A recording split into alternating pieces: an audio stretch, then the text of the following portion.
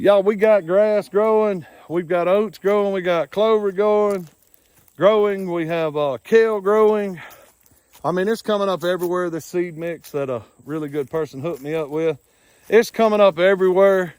We also have a ton of poke salad. If anybody didn't know, anytime, especially in the South, if you break new ground, you're going to be having poke salad come up. Some people call it poke salad, but you're going to have it come up everywhere, y'all.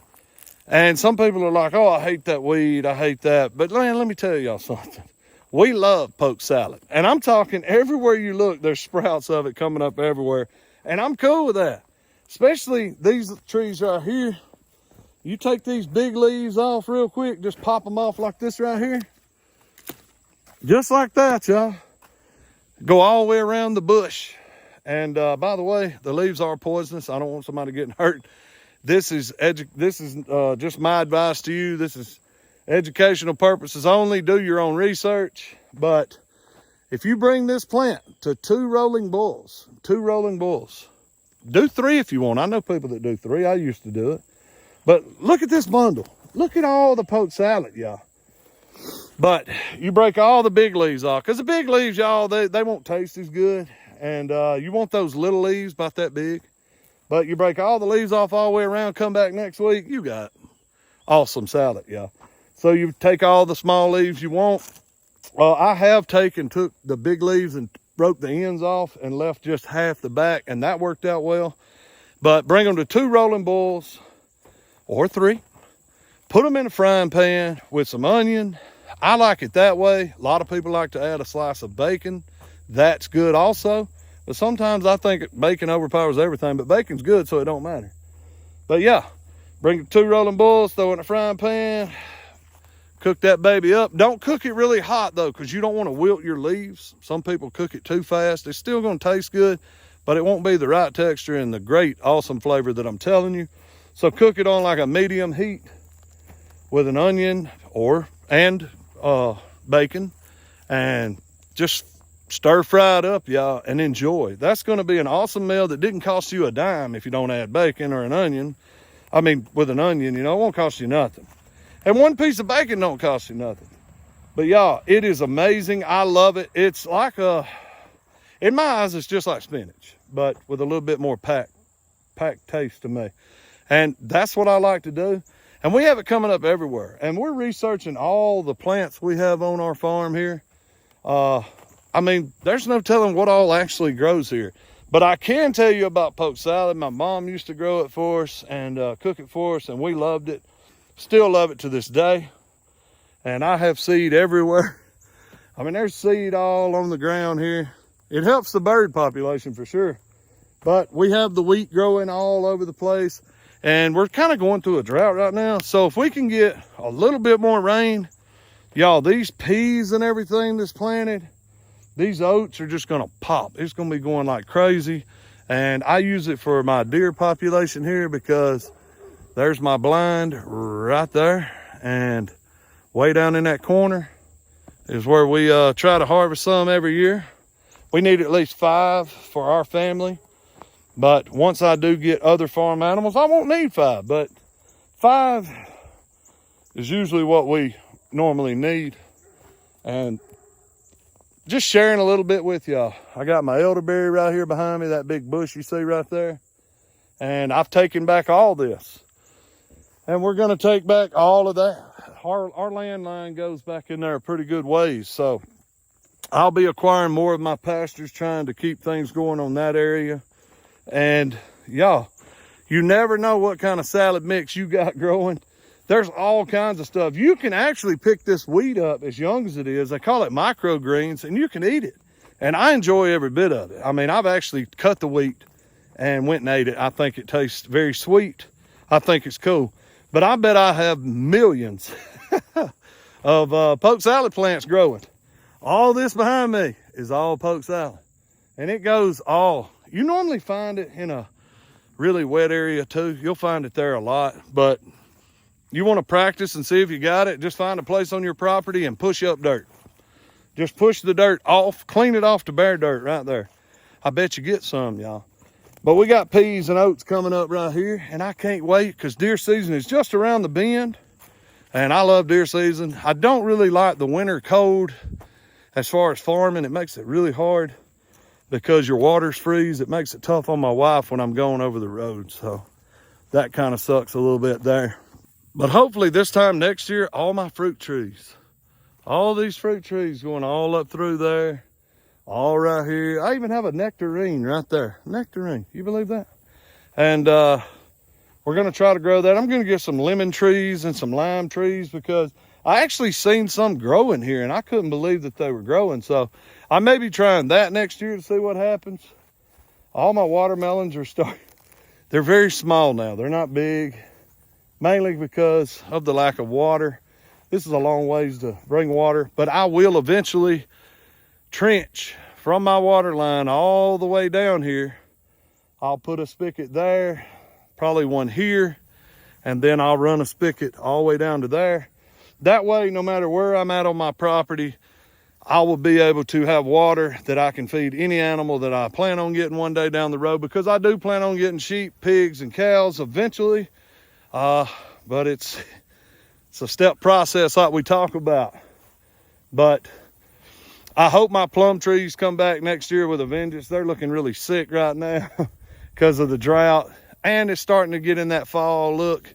So this is my first time to have my own plum trees and peach trees and pear trees. So all the leaves are starting to fall off. So it could be just the fall. I'm hoping that's all it is, because man, did they look beautiful during the summertime. I still have a ton of mulberries sprouting back here, so I can't wait to add them to the mix. I can feed it to my ducks, my chicken. I can feed it to anything. And it makes the most wonderful jams and pies you've ever seen. Man, this is the most embarrassing part to most people that have a farm or a homestead. It's piles of junk, y'all, and then the weeds grow up in it. I got an old bathtub, chain link fence has been back here. Yeah, it is an eyesore, and I apologize for that, but I mean, you never know when you might. Only thing here that shouldn't be here that I know I'm not going to use is that set of box springs my wife accidentally put out here and put under a tarp one day thinking I might use it. But she didn't know the wood in it was terrible. So that's the only bad part there. But y'all, eventually I will have all this cleaned up, and well, just call me a trashy farmer if you want to right now. Here we have my wife going to town with both my little boys, because I'm fixing to have to go to bed, y'all. I have to work tonight. But we have the new quail population. Everybody's little, everybody's having a blast. I built this. These can fly. They're getting ready to graduate. That's the reason they're in this pen right here, because they can fly, y'all. So we have to make sure we take care of that. And they will be moved shortly. And this is the new ones coming up. Super stoked about my quail. I plan on next weekend opening these bags here. This has our bagged sweet potatoes. Gonna see how that experiment worked. I'm not real sure, y'all. I'm probably gonna be very embarrassed and upset with that video, but hey, we promised to show wins and fails. Check it out. We got mulberry trees that we can't wait to harvest. I'm gonna wait for actual winter to set in so the roots will be harder and easier to separate. That way I don't damage none of the sprouts. So we actually have quite a few mulberries I can't wait to get into right here, y'all. So we'll be adding mulberries to the farm for sure. Still the worst raspberry farmer ever. However, we do get quite a few clutches of raspberries off of these bad boys. They're looking sick right now with the whole drought thing that took place. I'll tell you something that surprised me. Look right there. That's a scuppernong vine. And I got another one right there. And they're looking really good. When everything else is failing, wow. These things, not trying to make y'all drunk, but man, they look better than they did at the store whenever I bought them a while back. My wife bought these green eggers, which we ended up with a lot of roosters. So I don't know what we're gonna do there, but we did end up with 2 hens. So they are beautiful though. We may try to sell these roosters. They look awesome. Those hens are beautiful in there. I mean, they look great. They look real good in there. Check them out. Them 2 on the left there. Woo, pretty. Tomahulk and his girls look good. Woo! There you go.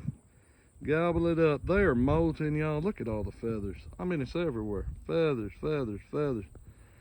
It took me forever to get him looking pretty again, and I'll be dang, he's gonna start molting looking terrible again.